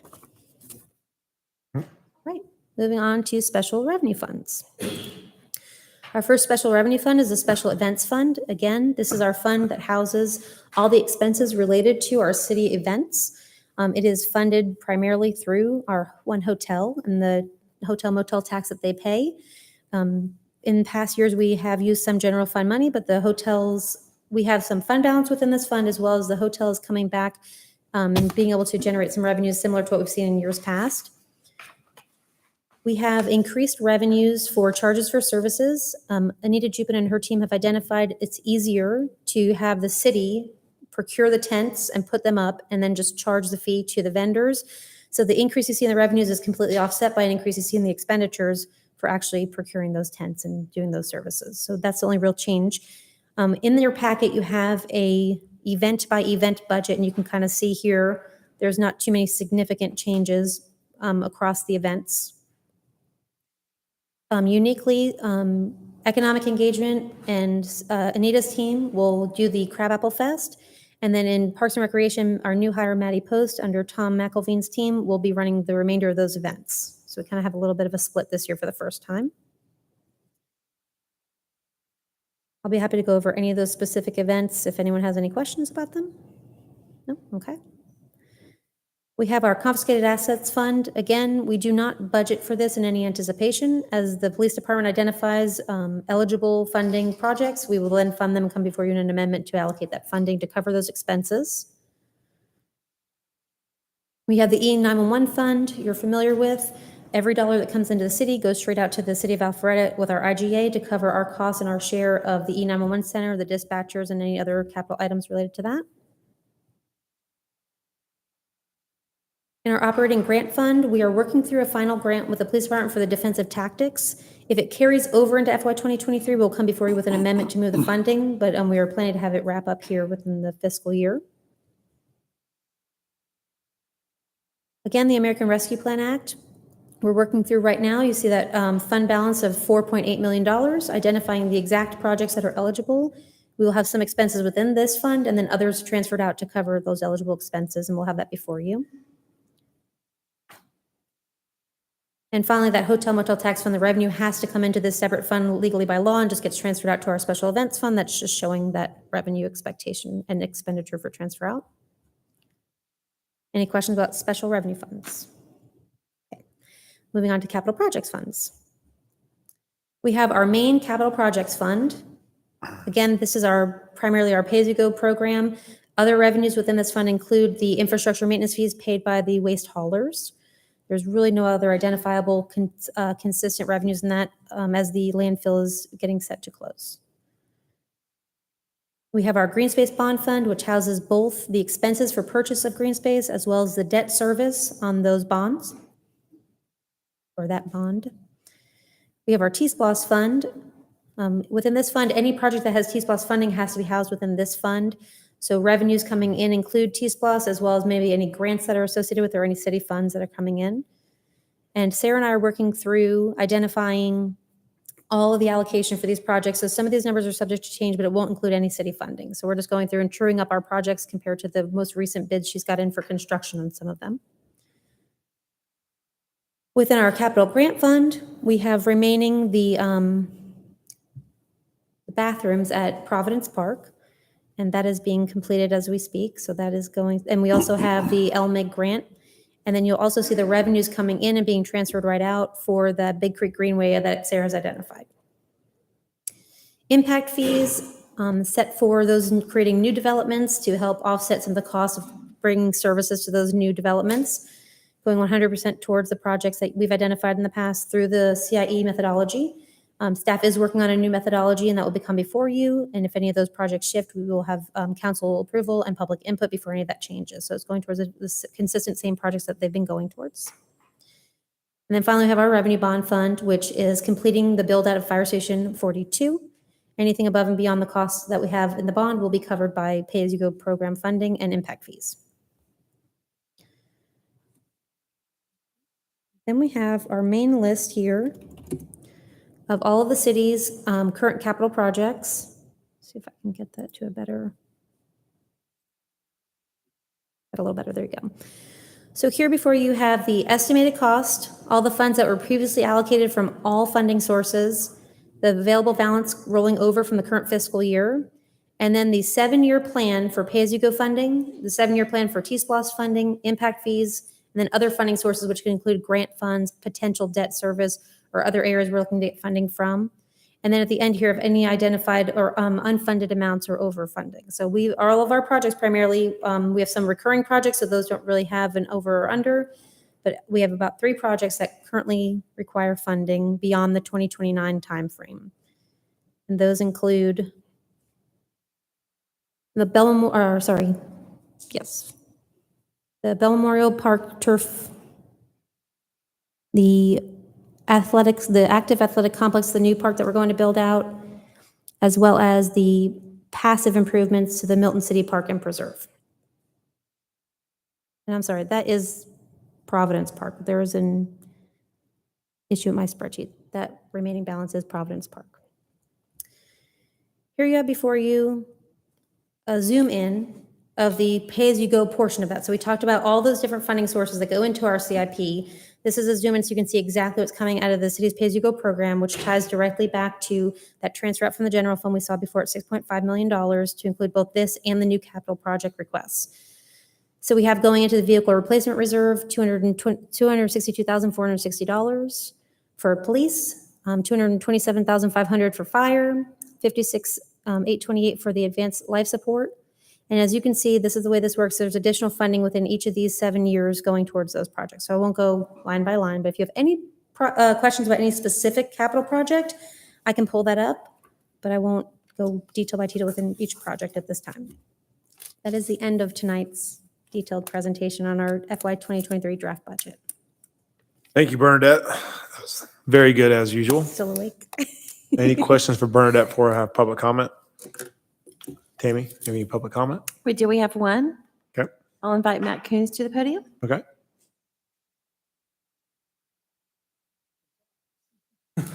Brings back old memories. Matt Coons, 730 Staple Point Road in Milton, Georgia. I guess I'm here, in 2017, we had an issue with property tax values going through the roof because Fulton County rose those things astronomically at the time. And I remember how Bob Ellis had a meeting down at the Fulton County Center in Roswell. Over 500 people were there. Paul, you were there. Stacy, Steve, I think you were both there.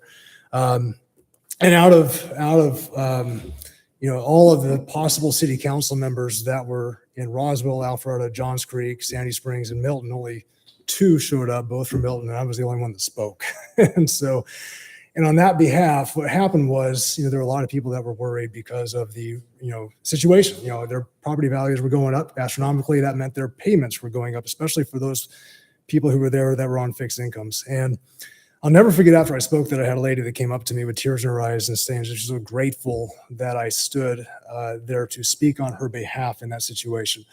And it shook me. You'll find out as you get off the council one day that you'll have those people that will come to you and you really speak for them.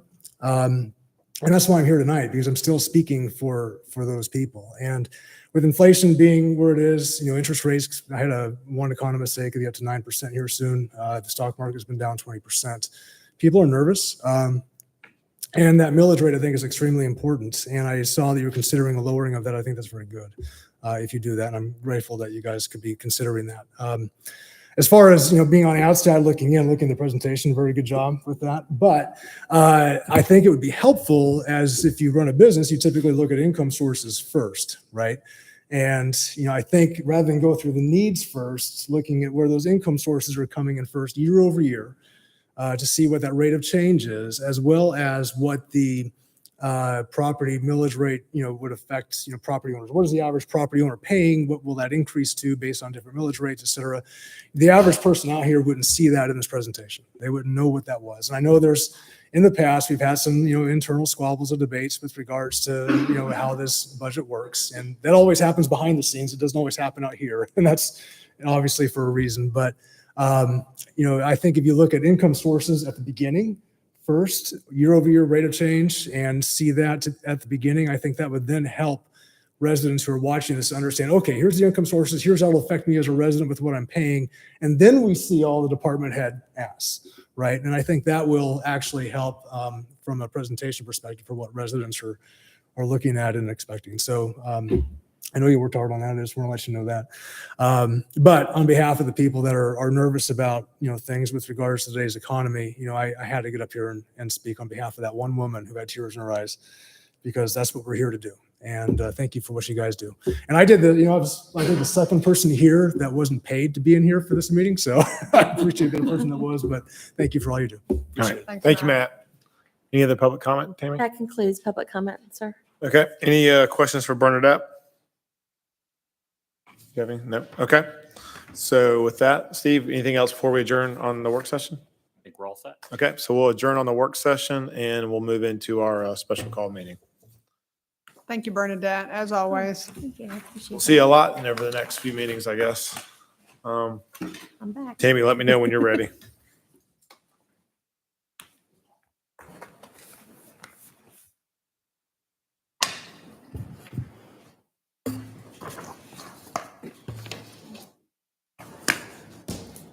I'm ready now. Okay. Okay, I would like to call the special call meeting of the Milton City Council for Monday, August 8th, 2022 to order. The city strongly recommends that you review tonight's agenda carefully, and if you wish to speak on any item on the agenda, then please bring your comment cards to the clerk as soon as possible. While the Milton rules allow a speaker to turn in their comment card up until the clerk calls the agenda item, once the agenda item is called, no more comment cards can be accepted. Will the city clerk please call the roll and make general announcements? Good evening, Mayor and Council. Be happy to call a roll for the August 8th, 2022 special called meeting. I would like to remind those in attendance to please silence all cell phones at this time. Those attending the meeting who would like to make a public comment, you are required to complete a yellow public comment card prior to speaking on the item. All speakers identify yourself with name, address, and organization before beginning your comment. If you're representing an organization, an affidavit is required stating you have the authority to speak on behalf of that organization. If you would like to make a public comment, please bring your comment card to me now. Demonstration of any sort within the chamber is prohibited. Please refrain from any applause, cheering, booing, outburst, or dialogue with any person speaking. Anyone in violation will be asked to leave. As I call roll this evening, please confirm your attendance. Mayor Peyton Jamison. Here. Councilmember Andrea Veerhoff. Here. Councilmember Paul Moore. Here? Councilmember Juliette Johnson. Here. Councilmember Carol Kirkley. Here. And Councilmember Jan Jacobus. Here. And for the record, Councilmember Rick Morg is absent. Would everyone please rise for the Pledge of Allegiance? I pledge allegiance to the flag of the United States of America and to the republic for which it stands, one nation, under God, indivisible, with liberty and justice for all.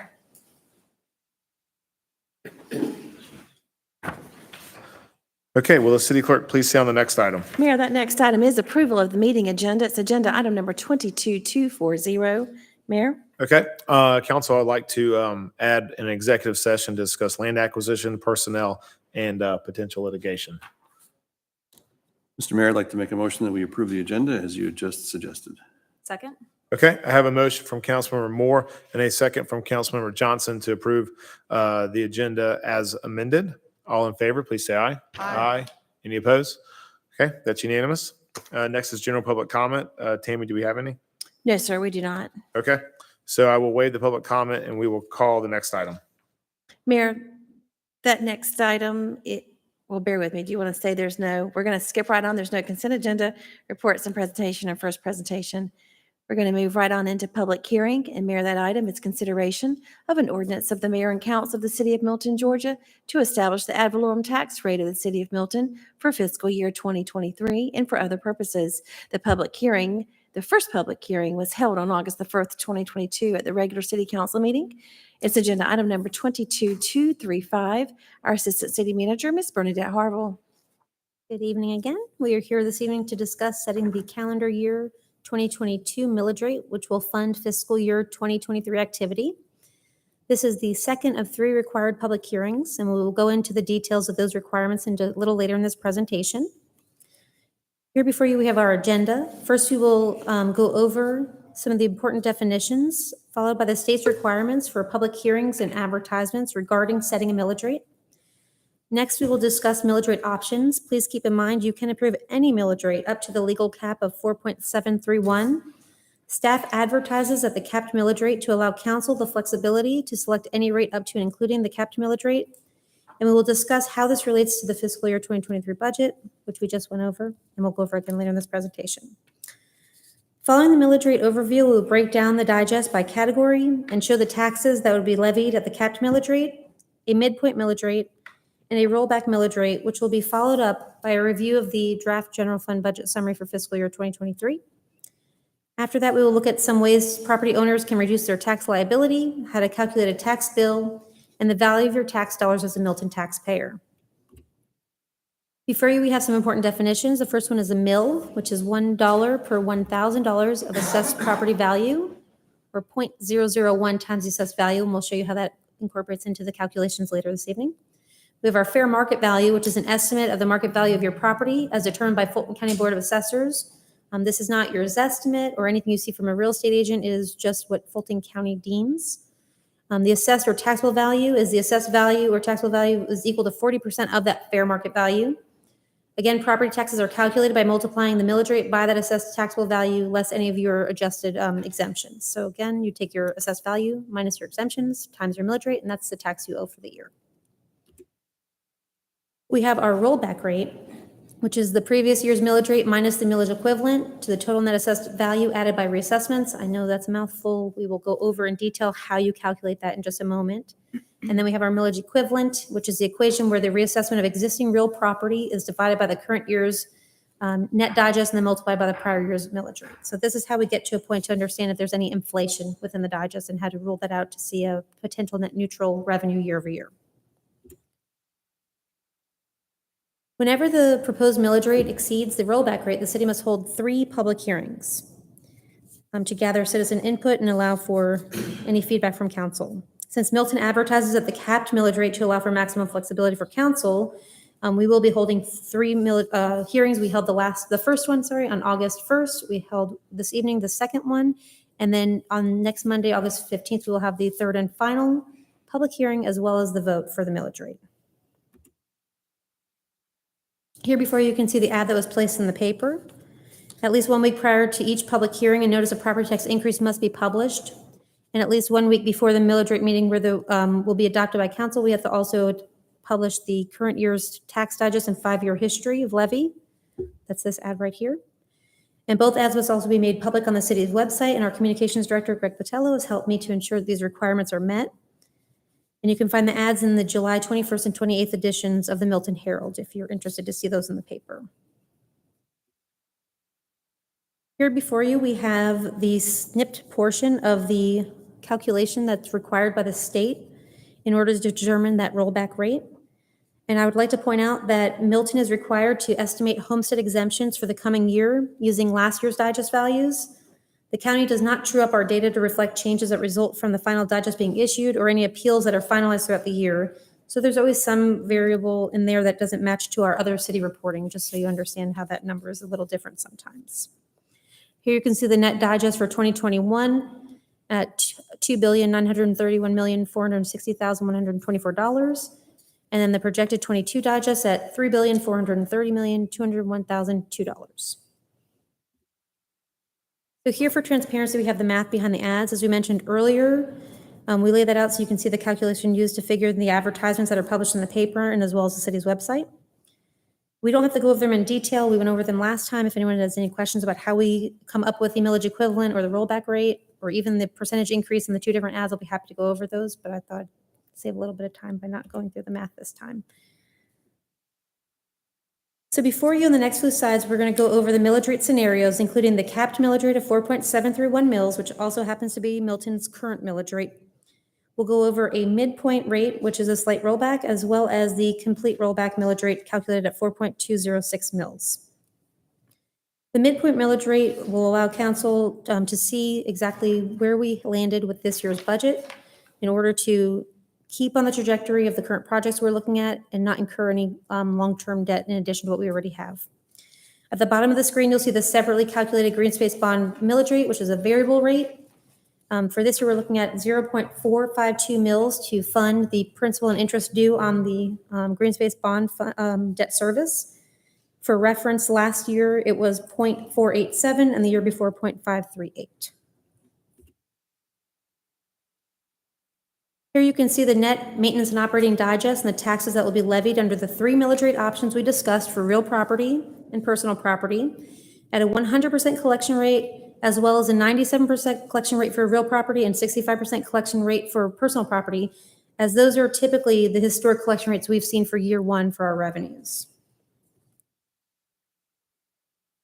On this slide, you can see the anticipated revenue projections based on the collection rates just mentioned at each millage rate across all three categories. The capped millage rate would yield anticipated revenues 12% higher than the rollback rate, which correlates to the calculations we just went over earlier.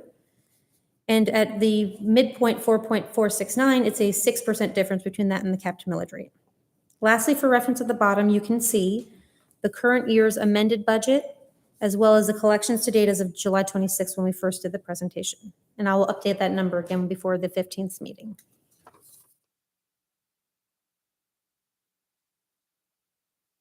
Here we have the general fund budget summary. Again, we just went over that in greater detail, so I won't go over it again, but we'll have it on hand next week when we go over this presentation one more time. Again, it's funded at 4.469 mils. You see the same tax. We zoomed in on just the taxes categories for revenue, so you can see that there. Again, the $14.5 million, $190,956, and $22,974 all funded at that 4.469 mils. We'd like to go over some opportunities for tax savings. As Milton's digest is primarily residential, the city recognizes that there are certain ways that we can reduce tax liability for qualifying property owners. We have the basic homestead exemption, 3 exemptions available to our senior population, including a full value option and a full value exemption for those with permanent disabilities. As a reminder, there will be 3 referendum questions on the ballot this November that, if approved, will expand the city's exemptions for Milton seniors. The first two questions on the ballot, when approved together, will combine the 65+ with the 65+ with an income qualification, and will yield one single 65+ exemption for all seniors, regardless of income, for $25,000. That will apply to both the maintenance and bond portion of our taxes. Additionally, the income threshold for the full value exemption will now be $100,000 as opposed to the current rate of $72,264, which is scheduled next year to go up to $80,000. So we'll still be ahead of that. Finally, we have the implementation of the new CPI floating exemption. This is the most recently implemented exemption for the city of Milton, and it applies to the primary residence and up to 5 contiguous acres of land for the property owner. This exemption alone outpaces all of Milton's other exemptions, including our full value exemptions that we just went over. The floating exemption is the difference between the current assessed value and the adjusted base year value. The adjusted base year value for property owners with a basic homestead exemption is the lower of the appraised values in 2016, 17, or 18, or the current year and immediately prior year to when they purchased the property, if it was after those years. Exemption applications for the city are due by April 1st of each calendar year to qualify for that year's tax bill. And again, we have some other opportunities for savings as well. The city does recognize the Conservation Use Value Assessment Program by state law. Any properties under 2,000 acres that qualify under the state's conservation use laws will be eligible for that reduced tax liability with the city of Milton. There is a requirement to maintain the property at those standards for a period of 10 years, and if approved, the property value will be based on land use rather than market value. So that's a significant savings for some of our agricultural properties. I do have the assessment notice in here just as a reminder to everybody that we really can't use this to project our bill. The Fulton County does have to by law produce this assessment notice in this way. We know it's confusing to everybody, but it is the way it has to go. At the time that these are produced, they do not have our millage rate as we're still here discussing right now. They also have not received all of the appeals, and they do not have our city exemptions on a parcel by parcel basis. So there's some key factors in there that our residents believe sometimes that there's a mistake, but they just call us and we'll clarify for them that their exemptions are still in place. And if anything, they have any questions, they can touch base with us. So moving on to calculating your tax bill. The average fair market value, according to last year's digest, was $625,000. So that's the amount we'll use in all the examples throughout the rest of the presentation. And this slide shows what property owners with a basic homestead exemption would pay in each outlined millage rate. So again, for simplicity's purposes, we're only using the $15,000 exemption. If they had a floating one, it would just add on to that and be equal across. Your floating exemption wouldn't change based on that millage rate. It changes based on your assessed value. So you take your assessed value, which is the 40% of your fair market value, you reduce by all the exemptions you have available to you, and you get your subtotal or your taxable value. You then multiply that times your millage rate, and you can see here the difference that you would pay under the 3 different millage rate options. Again, 6% difference between 4.731 and 4.469, and 12% difference between 4.731 and 4.206. Here we have the value of your tax dollar. You can see that we've taken our projected revenues across, our projected expenses across the FY 2023 budget that we just presented and applied those millage rates across. And you can see that about 42% of your tax dollars, regardless of our millage rate, will go towards funding public safety. 14% across our governing body and administration. That includes HR, communications, finance, things like that. 18% for our pay-as-you-go program, and so on. And again, you can see the difference between 6% between 4.731, and again, the same pattern, 12% between that and the rollback rate. And here you can see we use the 4.731 mils as that is the highest potential, just to give a fair, transparent understanding that if we did adopt a 4.731 millage rate at the capped millage rate, city taxpayers would pay approximately at an average fair market value of $625,000 with a $15,000 homestead exemption, would pay about $3.05 per day for all the services that we are projecting for the FY 2023 budget. I'm happy to answer any questions. Again, this is our second of 3 public hearings, and we will have the third next Monday and the vote as well. Questions for Bernadette? Any public comment, Tammy? There are none, sir. Okay. We will close the public comment, and we don't have no motion or anything. So that's it. Thank you, Bernadette. Thank you, Mayor. We have nothing on our zoning agenda, unfinished business or new business. I'll move on to mayor and council reports. The only thing I'll report on, I guess, which is what was in Bernadette's presentation, is I have a loss meeting on Friday with the county. So we'll see where we go with that. I don't expect a resolution until much later in the year. Have you got any update? Have they given you any impression of what the other cities are doing at this point? So the way it's structured, we have 2 mayors from North Fulton, 2 mayors from South Fulton as the negotiating team. And they met last Friday. And this Friday is kind of give us a recap on where we are. Fulton County was asking for 35%. Currently, they're at 5%. I don't expect that to happen, but we'll see. So I'll update you all at the next council meeting. Great, thank you. Anything else? Okay, so I'll move on to adjourn to executive session. Do you have a motion? So moved? Second. All right, have a motion from Councilmember Moore and a second from Councilmember Johnson to adjourn into executive session. All in favor, please say aye. Aye. Any opposed? That's unanimous.